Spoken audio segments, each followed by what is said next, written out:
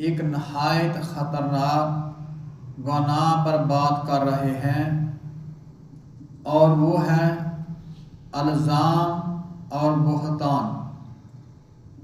یہ ایسا گناہ ہے جو زبان سے نکلتا ہے مگر دلوں کو توڑ دیتا ہے، رشتوں کو برباد کر دیتا ہے اور انسان کو اللہ کی ناراضگی میں مبتلا کر دیتا ہے۔ الزام یہ ہے بغیر تحقیق کسی پر بات تھوپ دی جائے، اور بہتان یہ ہے کہ جان بوجھ کر جھوٹا الزام لگایا جائے۔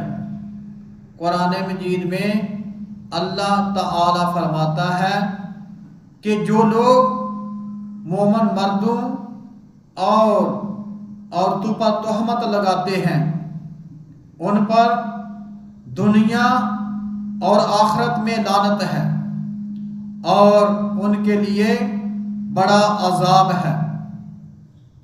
سوچنے کی بات یہ ہے کہ آج سوشل میڈیا، واٹس ایپ اور محفلوں میں کتنی آسانی سے ایک بات آگے بڑھا دی جاتی ہے بغیر یہ سوچے کہ یہ سچ ہے یا جھوٹ۔ ہمیں یاد رکھنا چاہیے کہ ہر لفظ جو ہم بولتے یا لکھتے ہیں وہ اللہ کے ہاں لکھا جا رہا ہے۔ نبی کریم صلی اللہ علیہ وآلہ وسلم نے فرمایا، مسلمان وہ ہے جس کی زبان اور ہاتھ سے دوسرا مسلمان محفوظ رہے۔ اگر ہماری زبان سے کسی کی عزت محفوظ نہیں تو ہمیں اپنے ایمان پر غور کرنا چاہیے کہ بہتان اتنا بڑا گناہ ہے کہ اس کی معافی صرف توبہ سے مکمل نہیں ہوتی، بلکہ جس پر الزام لگایا ہو اس سے معافی مانگنا بھی ضروری ہے۔ قیامت کے دن نیکیاں دے کر حساب چکانا پڑے گا، اور اگر نیکیاں ختم ہو گئیں تو دوسروں کے گناہ ہمارے کھاتے میں ڈال دیے جائیں گے۔